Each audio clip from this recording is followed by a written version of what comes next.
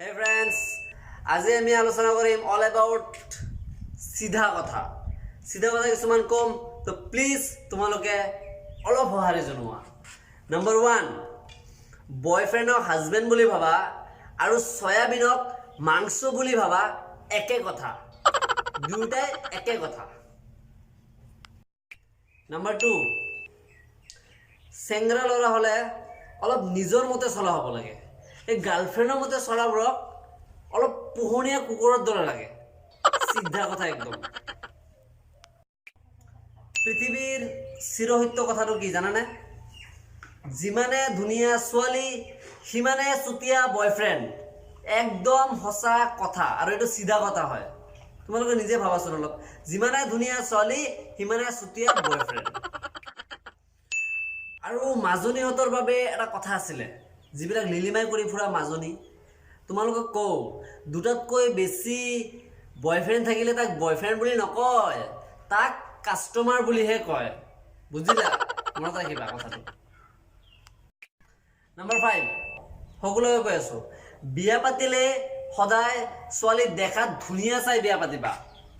কাৰণ স্বভাৱ চৰিত্ৰ ৰামধুলাই দিও ঠিক কৰিব পাৰি। বুজিলা? ফেক্ট আৰু ৰিয়েলিটি মানিবা।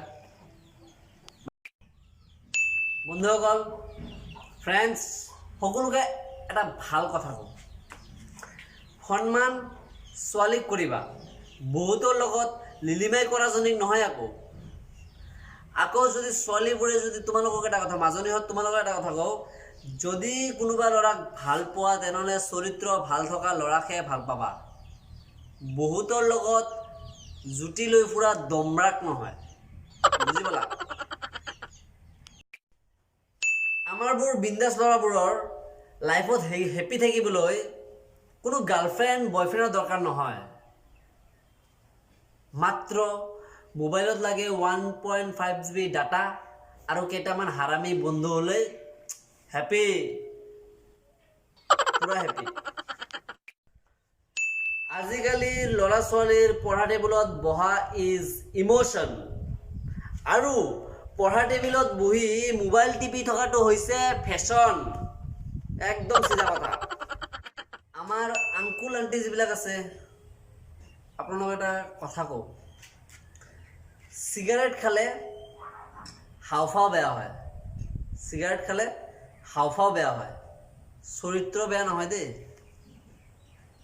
তো প্লিজ, কিছুমান ল'ৰাই আপোনালোকে বহুত বেয়াকৈ ব্যৱহাৰ কৰে চিগাৰেট খোৱাৰ কাৰণে, তেনেকুৱা নকৰিব, বুজাব পাৰিলে।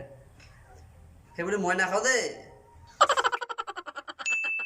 সৰুতে পূজাত পিস্তল বিচাৰি ফুৰা ল'ৰাকেইটাই আজিকালি পূজা আহিলে মদৰ বটল বিচাৰে, মদৰ বটল। চিধা কথা এইটো।